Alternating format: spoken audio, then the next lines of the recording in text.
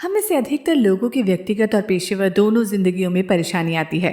कभी कभी जीवन के इन उतार चढ़ावों की भयावकता हमें ये सोचने पर मजबूर कर देती है, क्या हम कभी इससे उबर भी पाएंगे। जरा सोचिए, एक दिन आप बस में चढ़े और बस के चालक ने आपको कुछ ऐसे नियम की फेहरिस्त बताई जिससे आप अपने जीवन के उतार से आसानी से मुक्ति पा सकते हैं। इन्हीं सब के बारे में ये सबक है, द एनर्जी बस। एक बस रूपी जीवन पर सवारी करें जो आपको सकारात्मक सोच के नए नए तरीके बताएगी और आप निजी और पेशेवर जिंदगी में खुद को बदलता हुआ पाएंगे। आने वाले सबक में जीवन को ऊर्जा देने के लिए 10 नियम दिए गए हैं। इसके अलावा आप सीखेंगे कि इस बस में एक सीईओ का अलग मतलब है और आपको एक सीईओ बनना चाहिए। फॉर्मूला E+P=O का क्या मतलब है और ये क्यों जरूरी है? आप अपनी बस की सवारी पे नकारात्मक ऊर्जा से क्यों छुटकारा पाना चाहते हैं? पहला सबक, जिंदगी पे कंट्रोल न होना आपके दुख का कारण बन सकता है। अधिकतर लोगों के लिए सकारात्मक ऊर्जा का मतलब हमेशा बनावटी मुस्कुराहट बनाए रखना है, जबकि इसका मतलब बहुत ही गहरा है। ये वास्तविक आशावाद और उत्साह एक ऐसी स्थिति है जो विश्वास, जुनून और प्यार भरी जीवन शैली देती है। ये सुनने में बहुत अच्छा लग रहा है, लेकिन आप उस स्टेज तक पहुंचेंगे कैसे? चलिए, हमारी इस कहानी में जॉर्ज को मुख्य काल्पनिक किरदार देते हैं। जॉर्ज की जिंदगी परफेक्ट लगती थी। उसके पास एक घर, एक बीवी, 2 बच्चे, एक कुत्ता और अमेरिका की सबसे बड़ी ऊर्जा कंपनी एनर्जी कंपनी की अगुवाई करने वाली एक टीम थी जो लाइट बल्ब्स का निर्माण करती थी। फिर भी जॉर्ज दुखी था। हर छोटी बात उसे गलत लगती थी और वो अपनी जीवन काट खोजने के लिए बेताब था। बहुत से लोगों की हालत जॉर्ज की तरह ही है, जो अपनी जिंदगियों में खुद को यात्री कुर्सी में फंसा हुआ महसूस करते हैं। और हो भी क्यों ना, व्यक्तिगत और पेशेवर जिंदगी दोनों ही तनाव और असंभव उम्मीदों के बोझ तले दबी पड़ी है। सोमवार की सुबह को जॉर्ज ने पाया कि उसकी कार के एक पहिए में हवा नहीं है। वो एक लाइट बल्ब के लॉन्चिंग से रिलेटेड मीटिंग के लिए लेट हो रहा था और उसके लेट होने से उसकी टीम में अव्यवस्था फैल गई।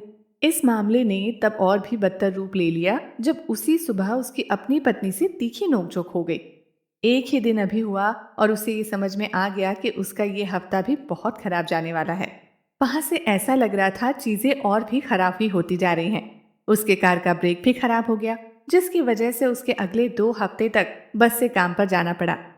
हालांकि जब वो पहली बार बस पे चढ़ा तब वो बस की ड्राइवर, जिसका नाम जॉय था, की मुस्कुराहट पर मंत्रमुग्ध हो गया।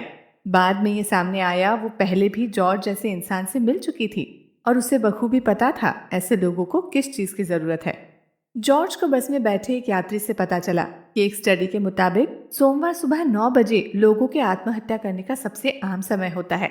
ये ऐसा समय होता है जब लोगों को लगता है कि अब बस जिंदगी के और हफ्ते उनसे नहीं चले जाएंगे। जॉर्ज इस स्टेज के बहुत करीब था और जॉय को पता था उसे इस मसले में हस्तक्षेप करने की जरूरत है। इसलिए उसने जॉर्ज को वंस इन अ लाइफ, जीवन में एक बार, यात्रा में चलने के लिए आमंत्रित किया। एनर्जी बस में खुशहाल जीवन की यात्रा। दूसरा सबक, अपनी जिंदगी पे नियंत्रण रखना और अपने सपनों पे ध्यान केंद्रित करना। जॉय ने जॉर्ज को एक अविश्वसनीय और अनोखा अवसर दिया, पर जब तक जॉर्ज की बीवी और बॉस ने उसे अपना सब कुछ खोने को तैयार नहीं मान लिया था, तब तक वो इस अवसर को लेने के लिए तैयार नहीं था। वो एक नई जिंदगी के लिए जॉय के 10 नियमों को मानने के लिए प्रतिबद्ध था। पहला नियम, अपनी बस का ड्राइवर खुद बनो और उस पर कंट्रोल रखो। और इस तरह शुरू हुआ जॉर्ज का सफर। जॉर्ज जब दूसरे दिन बस पे चढ़ा तो जॉय ने उसे बताया कि लोग अपनी जिंदगी से इसलिए नाखुश होते हैं क्योंकि उनका खुद की जिंदगी पे ही नियंत्रण नहीं रहता। जॉर्ज को तुरंत उसकी बातों का मतलब समझ में आ गया। समझे भी क्यों ना, वो अपने आप को बॉस और अपनी बीवी की अपेक्षाओं के बीच में फंसा हुआ महसूस करता था। बस इतना ही नहीं, उसकी जिंदगी पूरी तरह से अपने नियंत्रण से बाहर घटनाओं से भरी पड़ी थी, जैसे कि कार का खराब होना। जॉय और भी बातें बताते हुए उसे कहती कि एनर्जी बस की फिलोसॉफी के अनुसार अगर आपको सच में एक नया जीवन चाहिए तो आपको अपने जीवन पे नियंत्रण करना आना चाहिए और आपको ये पता होना चाहिए कि आप क्या बनना चाहते हैं और वो कैसे बनेंगे। लेकिन ये सब करने से पहले आपको ये अच्छी तरह से पता होना चाहिए कि आप कहाँ जा रहे हैं। यहीं पे दूसरा नियम आता है। विजन और फोकस के द्वारा आप अपनी बस को मनचाही दिशा में ले जा सकते हैं। ये समझाने के लिए जॉय ने जॉर्ज को अपनी निजी जिंदगी को लेकर अपना नजरिया लिखने को कहा, एक उसके जॉब के लिए और एक उसकी फैमिली के लिए। जॉर्ज ने निर्णय लिया कि वो एक बार फिर से खुश होना चाहता है। वो अपने बच्चों पर सकारात्मक प्रभाव और अपनी बीवी को खुश देखना चाहता है। काम पर उसका मुख्य उद्देश्य अपनी टीम के साथ मिलकर कामयाब प्रोडक्ट लॉन्च था। अब सिर्फ इन उद्देश्यों का पूरा होना ही बचा था। उसकी मदद करने के लिए जॉय ने जॉर्ज को लॉ ऑफ अट्रैक्शन के बारे में बताया। इस कंसेप्ट के अनुसार सभी विचार चुंबकीय हैं। आप जैसा सोचेंगे वैसा ही आपको अपने जीवन में दिखने लगेगा। उदाहरण के लिए ओलंपिक एथलीट्स को लेते हैं। बहुत से एथलीट्स लॉ ऑफ अट्रैक्शन का इस्तेमाल कर अपने कंपटीशन में उतरने से पहले अपना सर्वश्रेष्ठ प्रदर्शन देने के बारे में सोचते हैं। अक्सर इसका परिणाम स्वर्ण पदक होता है। इस शक्तिशाली क्षमता का एहसास करते हुए जॉर्ज ने संकल्प लिया कि वो प्रतिदिन 10 मिनट अपने लक्ष्य के बारे में सोचेगा। तीसरा सबक, घटनाओं के प्रति नजरिया बदलने से आप नकारात्मक को भी सकारात्मक ऊर्जा में बदल देंगे। ये सबको पता है कि हर वक्त सकारात्मक रहना कोई आम बात नहीं है, लेकिन आपका रवैया और दृष्टिकोण बड़ा अंतर ला सकता है। चीजों को देखने का नजरिया पूरी तरह से आपके हाथ में है। E+P=0 फॉर्मूला लेते हैं। इसके अनुसार इवेंट्स प्लस परसेप्शन और positive energy is equal to outcome. दूसरे शब्दों में बहुत सारी ऐसी चीजें हैं जिन पे हमारा कोई नियंत्रण नहीं है। अगर नियंत्रण है तो वो सिर्फ हमारे नजरिए पे है। हम उन घटनाओं को कैसे देखते हैं। इसलिए नकारात्मकता की बजाय सकारात्मक विचारों को अपनाकर हम अच्छे परिणाम की उम्मीद कर सकते हैं। ये एक महत्वपूर्ण बात है क्योंकि सकारात्मक ऊर्जा आपकी बस को आगे ले जाती है। यही तीसरा नियम है। सकारात्मक ऊर्जा आपकी यात्रा का ईंधन है, लेकिन आप इस ईंधन टैंक को हमेशा भरा कैसे रख सकते हैं? कभी कभी आपको केवल चीजें दूसरे नजरिए से देखने की जरूरत होती है। अगर आपके पास करने के लिए बहुत काम है तो उस नौकरी के लिए आप आभार महसूस कर सकते हैं, ये जानकर कि कई लोग सिर्फ काम पाने के लिए कितना संघर्ष करते हैं। मात्र इतना सोचने से ही आपको बहुत मदद मिलेगी। कृतज्ञता मात्र जाहिर करने से एंडोर्फिन्स रिलीज होते हैं, जिससे आपको आपके जानने से पहले ही बेहतर महसूस होने लगेगा। जॉर्ज ने इसे अपनाने को सोचा। वो 10 मिनट कार्यालय के चारों ओर टहलते हुए उन सारी बातों को सोचता है जिस पर उसे आभारी होना चाहिए। उसे आभास हुआ कि वो स्वस्थ है, उसके पास एक प्रेमपूर्ण परिवार, घर और नौकरी है जो कि ज्यादातर लोगों के मुकाबले बहुत अधिक है। इस वॉक के बाद उसे अपने अंदर नई ऊर्जा का आभास हो रहा था। वो अपना काम करने और दिन की सारी चुनौतियों का सामना करने के लिए खुद को तैयार महसूस कर रहा था। आप भी जॉर्ज का अनुकरण कर सकते हैं। बस आप अपने दैनिक दिनचर्या में इन सारी बातों को सम्मिलित कर लें। इससे आप खुद को ताजगी और पुनः प्रोत्साहन प्रदान कर सकते हैं। चौथा सबक, लोगों को अपने विजन के बारे में बताएं और उन्हें अपनी यात्रा में शामिल होने को बोलें।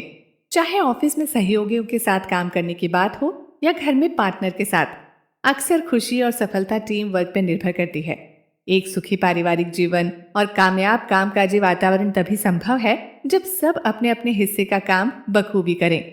तो जैसे जैसे जॉर्ज को अपना विजन समझ में आने लगा, उसे चिंता होने लगी। अगर वो जुनून और ऊर्जा के साथ काम करने वाले एक लौते व्यक्ति हैं, तो सफल उत्पाद लॉन्च या उसकी शादी में सुधार आने की संभावना बहुत कम है।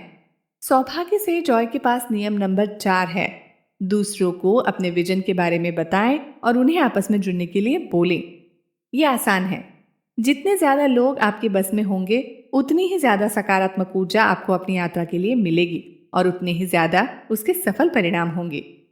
इसे हकीकत बनाने के लिए जॉय ने जॉर्ज को एक आसान वेबसाइट के बारे में बताया, जिसकी मदद से वो अपनी योजनाओं के बारे में अन्य लोगों को बता सके। उसका नाम theangrybus.com है और इसका इस्तेमाल करके जॉर्ज अपनी पत्नी और अपनी टीम के हर एक इंसान को बस टिकट दे सकता था। लेकिन टिकट का तब तक क्या मतलब जब तक यात्रियों को पता ही नहीं कि वो जा कहाँ रहे हैं। हालांकि जॉर्ज इस विचार के बारे में उत्साहित था, लेकिन उसे ये भी पता था प्रत्येक क्षमतावान व्यक्ति को व्यक्तिगत रूप से टिकट देना ज्यादा अच्छा है, मगर आने वाली यात्रा के बारे में बात करने के बाद ही। इसका कारण ये है, अगर लोगों को पता नहीं होगा कि आप कहाँ जा रहे हैं, तो वो आपके साथ आने के लिए इतने इच्छुक नहीं होंगे। इस बात को ध्यान में रखते हुए जॉर्ज ने अपनी टीम के प्रत्येक सदस्य से व्यक्तिगत रूप से मुलाकात की और उन्हें अपने दृष्टिकोण पर साथ काम करने के लिए आमंत्रित किया। उन मीटिंग्स में उसने अपना प्रोडक्ट लॉन्च के लिए अपनी अपेक्षाएं रखी और सबसे अपने दृष्टिकोण के लिए प्रतिबद्धता मांगी। उसने अपने कर्मचारियों को उनकी बातचीत पर विचार करने के लिए पूरा 1 हफ्ता दिया और सोमवार को बताने के लिए बोला कि क्या वो इस यात्रा पर उसके साथ आ रहे हैं। जहां जॉर्ज अपनी यात्रा में एक तरफ नए साथियों के जुड़ने की संभावना से उत्साहित था, वहीं दूसरी तरफ उसे ये भी डर था कि कहीं ये लोग उसे निराश न कर दें।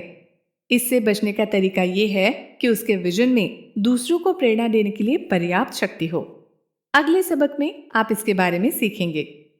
5वां सबक, जो आपका विजन शेयर नहीं करते उन पे अपनी ऊर्जा बर्बाद न करें। जब भी हो सके नकारात्मक लोगों को हटाते चलें। जॉर्ज ने जब दोबारा अपनी टीम से मुलाकात की तो वो ये सुनकर हैरान था कि टीम के एक सदस्य जोस को बस पर सीट नहीं चाहिए थी। जॉर्ज अचंभित था क्योंकि जोस उसके सर्वश्रेष्ठ कर्मचारियों में से एक था। इस अप्रत्याशित सिचुएशन ने जॉर्ज को अपने विजन पे सवाल उठाने पे मजबूर कर दिया। अगर कोई उसकी मदद नहीं करना चाहता है तो वो कैसे सफल हो सकता है। खैर, ये वास्तव में उतना महत्वपूर्ण नहीं है जितना जॉर्ज सोच रहा था। अगर लोग आपके साथ बस में नहीं जाना चाहते हैं तो आपको उन्हें मनाने की कोशिश नहीं करनी चाहिए। एक सर्वेक्षण के मुताबिक यूएस में करीब 22 मिलियन कार्यकर्ता काम के प्रति नकारात्मक रवैया रखते हैं। ये कर्मचारी लगभग 300 अरब डॉलर की उत्पादकता में वार्षिक नुकसान के लिए जिम्मेदार हैं।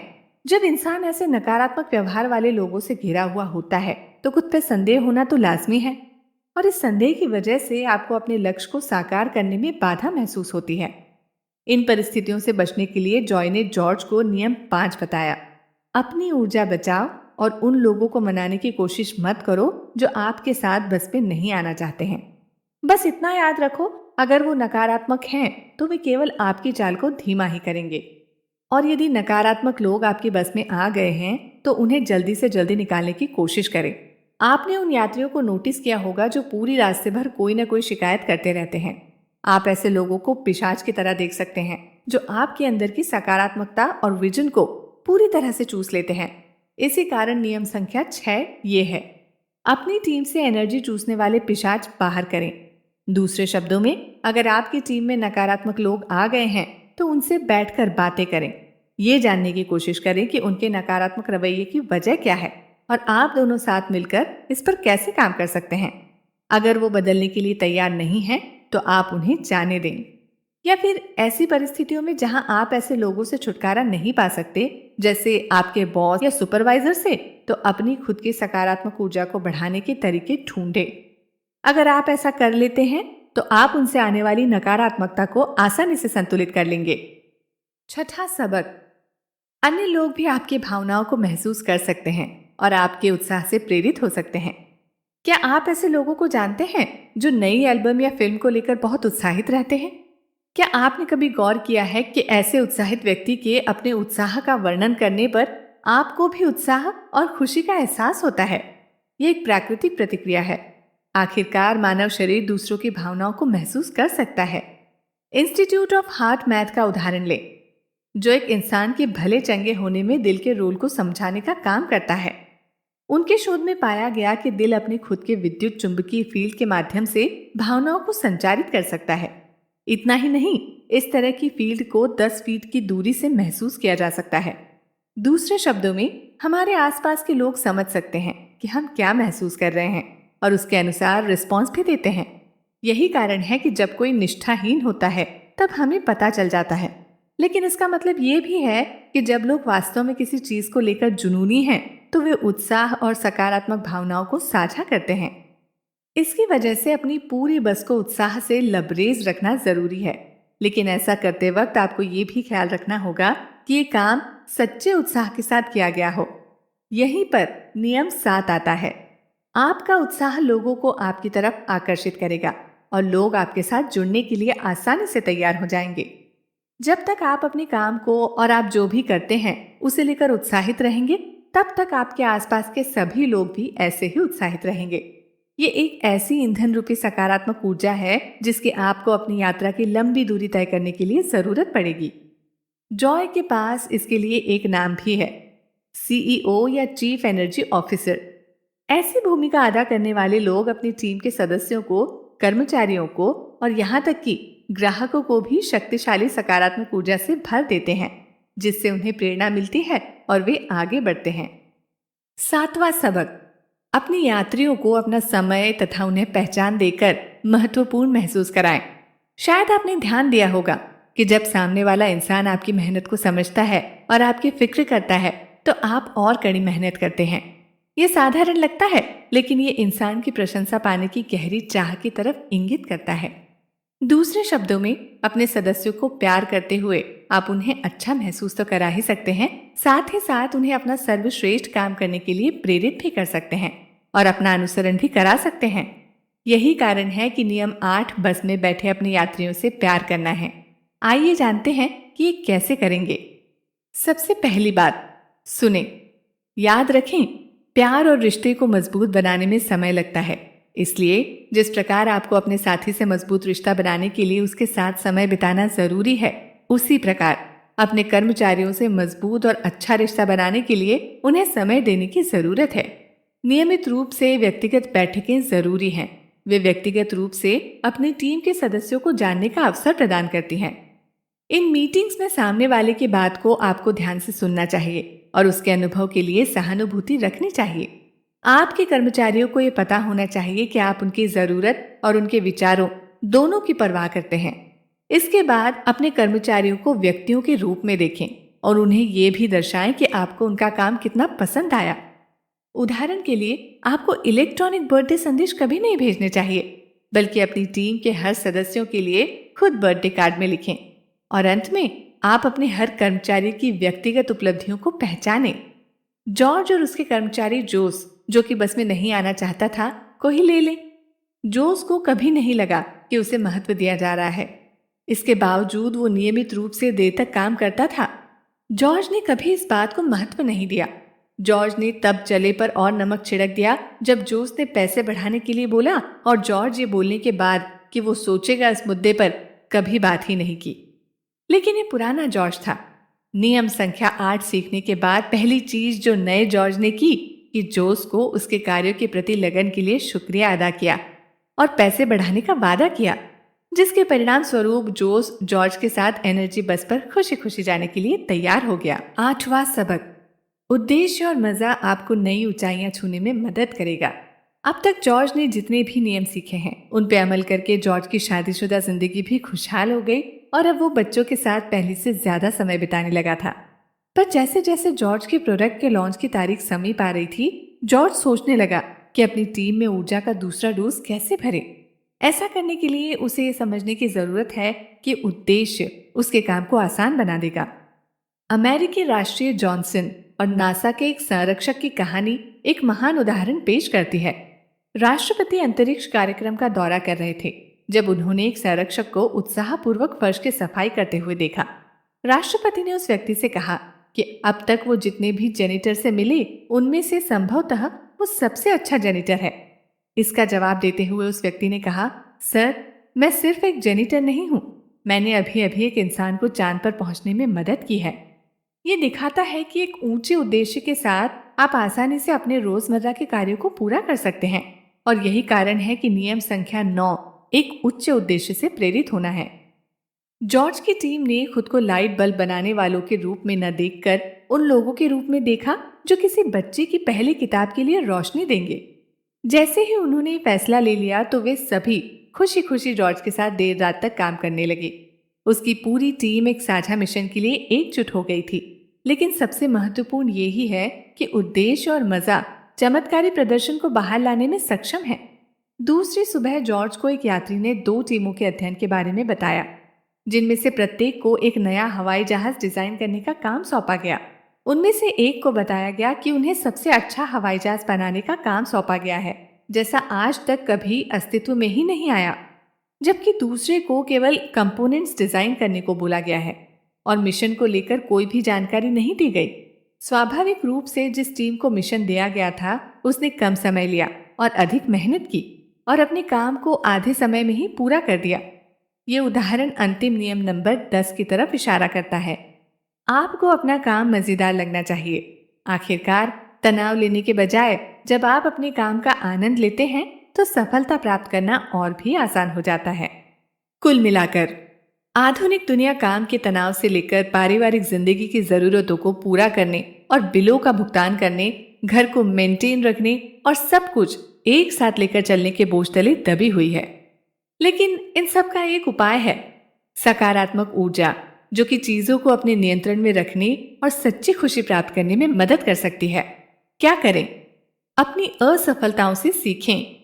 आपके बस की अपनी मंजिल तक पहुंचने में थोड़ी मुश्किल हो सकती है। आप जहां तक जाना चाहते हैं वहां तक पहुंचने के लिए आपको अपने रास्ते में आने वाली असफलताओं और चुनौतियों का सामना करने में सक्षम होना पड़ेगा। ऐसा करने के लिए आप अपने आप से पूछें कि इन कठिनाइयों से आप क्या सीख सकते हैं।